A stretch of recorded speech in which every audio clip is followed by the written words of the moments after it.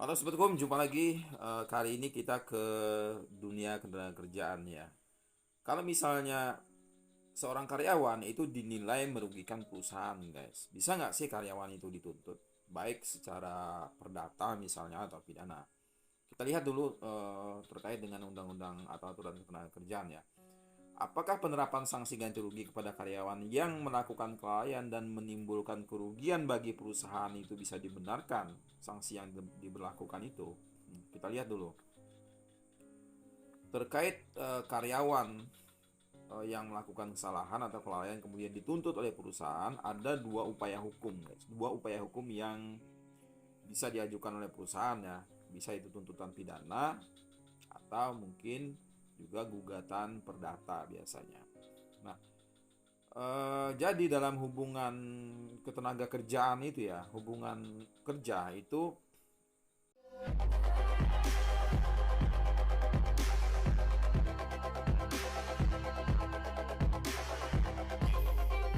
ada dua macam sanksi biasanya terkait upah yang bisa diterapkan atau dikenakan pengusaha atau perusahaan kepada pekerja atau buruh yang bekerja di satu perusahaan. Biasanya itu memberlakukan denda atau ganti rugi.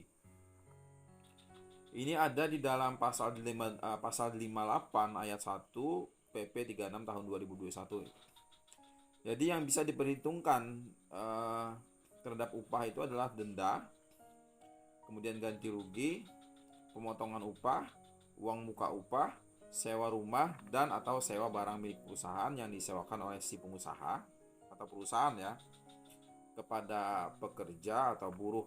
Kemudian ada utang atau cicilan utang pekerja atau buruh dan atau kelebihan pembayaran upah. Nah, ini adalah komponen-komponen yang bisa dilakukan pemotongan terhadap upah atau gaji si pekerja atau karyawan tadi.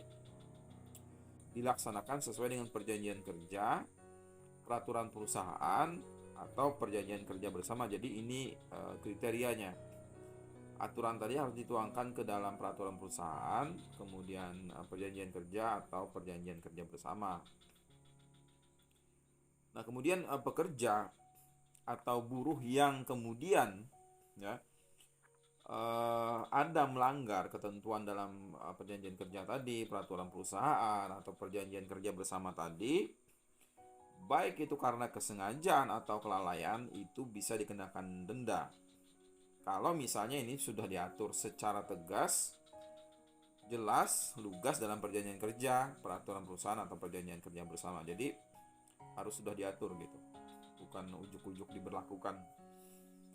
Kemudian misalnya kalau misalnya nggak diatur ya, tidak diatur dalam perjanjian kerja atau peraturan perusahaan atau perjanjian kerja bersama, maka guys, kalau misalnya nggak diatur, itu pengenaan denda tadi itu bisa mengacu ke ketentuan yang berlaku dalam PP 36 tahun 2021 atau perubahannya, misalnya ada perubahan terkait dengan itu peraturannya. Nah, jenis-jenis pelanggaran yang bisa dikenakan denda, besaran denda, dan penggunaan uang denda itu diatur dalam perjanjian kerja, peraturan perusahaan, atau perjanjian kerja bersama. Jadi lagi-lagi ketentuannya itu, aturannya, besarannya, itu harus dituangkan ke dalam peraturan perusahaan atau perjanjian kerja atau perjanjian kerja bersama. Maksudnya tidak ujuk-ujuk tiba-tiba muncul aja. Nah, tambahan ya, jumlah keseluruhan dari pemotongan upah itu paling banyak 50% dari setiap pembayaran upah yang diterima pekerja buruh. Jadi kalau misalnya besar mungkin aja bisa dicicil ya kan, nggak harus sekaligus gitu. Kemudian kita ke ganti rugi, guys. Bagaimana dengan ganti rugi? Jadi ganti rugi ini adalah hak pengusaha atau perusahaan yang dikenakan kepada karyawan karena mungkin melakukan kesalahan misalnya atau kelalaian yang mengakibatkan rusak atau hilangnya barang atau aset perusahaan. Nah, ini bisa dikenakan atau diterapkan ganti rugi.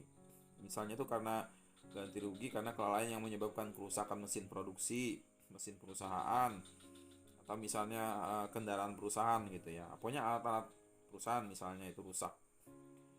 Padahal berdasarkan perjanjian kerja, pekerja atau buruh itu wajib menjaga barang-barang milik perusahaan, wajib merawat gitu ya.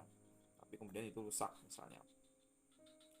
Kecuali misalnya bisa dibuktikan bahwa kerugian itu terjadi bukan karena kesengajaan atau kelalaian karyawan, ya, tapi itu karena peristiwa lain misalnya. Jadi kalau misalnya betul-betul karena disengaja atau kelalaian, itu bisa dikenakan perbuatan melanggar hukum, ya, yang diatur dalam pasal 1365 atau 1365 KUH Perdata. Jadi tiap perbuatan yang melanggar hukum dan kemudian membawa kerugian kepada orang lain, itu mewajibkan orang yang karena kesalahannya menerbitkan kerugian itu, yang bersangkutan yang buat kesalahan maksudnya, harus mengganti kerugian itu, sahabat hukum ya. Jadi pekerja atau buruh yang melakukan kesalahan tadi atau kelalaian wajib mengganti kerugian dari kesalahan atau kelalaiannya itu sesuai dengan besarnya nilai kerugian, secara proporsional yang kesalahan atau kerugian yang melibatkan kerugian tadi yang dia lakukan. Jadi sesuai dengan nilai kerugiannya secara proporsional. Nah, kemudian sanksi berupa denda atau ganti rugi yang dibebankan kepada pekerja atau buruh itu bisa dilakukan jika akibat perbuatannya itu perusahaan kemudian mengalami kerugian apabila diatur secara tegas, lagi-lagi diatur secara tegas dalam perjanjian kerja, peraturan perusahaan atau perjanjian kerja bersama. Jadi penting sekali ini dituangkan dalam peraturan perusahaan ya, kemudian dalam perjanjian kerja atau perjanjian kerja bersama. Terus sanksinya apa sih? Jadi sanksi karyawan yang merugikan perusahaan dalam konteks hubungan kerja ya. Kesalahan seorang pekerja atau buruh yang menimbulkan kerugian bagi pihak ketiga misalnya, itu menjadi tanggung jawab perusahaan sebagaimana diterangkan di alinea kedua pasal 1367 KUH Perdata yang bunyinya itu ya, ini kaitannya dengan kerugian pihak ketiga. Majikan dan orang yang mengangkat orang lain untuk mewakili urusan-urusan mereka bertanggung jawab atas kerugian yang disebabkan oleh pelayan atau bawahan mereka dalam melakukan pekerjaan yang ditugaskan kepada orang-orang itu. Itu kalau misalnya kerugian terkait tindakan karyawan atau pekerja atau buruh dengan pihak ketiga ya. Jadi jika karyawan itu merugikan perusahaan, maka perusahaanlah yang bertanggung jawab untuk mengganti kerugian itu sebenarnya. Kalau itu misalnya ada tanggung jawabnya di situ gitu. Nah, kemudian terkait kerugian yang sebenarnya disebabkan oleh kesalahan manajemen, kemudian kesalahan organisasi perusahaan, atau itu kesalahan corporate culture ya, atau budaya perusahaan, tradisi perusahaan, kebiasaan perusahaan, kemudian kualitas SDM juga yang itu masih belum memadai, misalnya ada kesalahan, unsur-unsur kesalahan di situ, justru memang harus dituntut adanya profesionalisme dalam bekerja guys, dan diupayakan untuk peningkatan kualifikasi serta kompetensi kerja dari semua pihak yang saling membutuhkan. Jadi harus ada training, harus ada diklat, harus ada BIMTEK barangkali kan. Jadi pengusaha yang memiliki setidaknya 100 pekerja itu harusnya selalu meningkatkan kualitas sekurang-kurangnya itu 5% lah dari jumlah seluruh karyawan untuk mengikuti pelatihan kerja secara rutin setiap tahunnya di pelatihan kerja misalnya itu. Jadi ada upgrade skill di situ, ada update skill. Karena ini juga ditegaskan di pasal 2 Keputusan Menteri Tenaga Kerja dan Transmigrasi ya nomor 261 tahun 2004. Kalau misalnya sering melakukan diklat gitu untuk mengupgrade kemampuan karyawan, itu bisa mengurangi resiko akibat kurangnya kualitas SDM itu. Karena kadang-kadang perusahaan itu kan alasannya kan kurangnya skill SDM, gitu, kualitas sumber daya manusianya itu. Salah satu caranya tentu harus di-upgrade.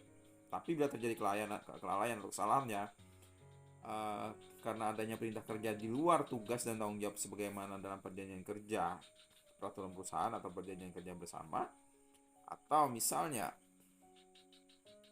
bekerja melebihi ketentuan waktu kerja yang ditentukan, maka kesalahan itu tidak selayaknya dibebankan kepada karyawan yang bersangkutan semata ya. Tapi itu kemudian menjadi resiko bisnis, guys. Karena ada perintah, ada instruksi. Jadi ada tanggung jawab perusahaan juga itu. Oke, itu bahasan kita terkait dengan karyawan yang dituntut karena kesalahan, kelalaian. Bisa nggak sih dituntut? Itu jawaban kami. Semoga bermanfaat dan tetap menginspirasi. Jangan lupa komen kalau misalnya ada hal-hal yang perlu kita bahas. Silahkan di kolom komentar. Kita akan berjumpa lagi nanti di video-video berikutnya. Ciao.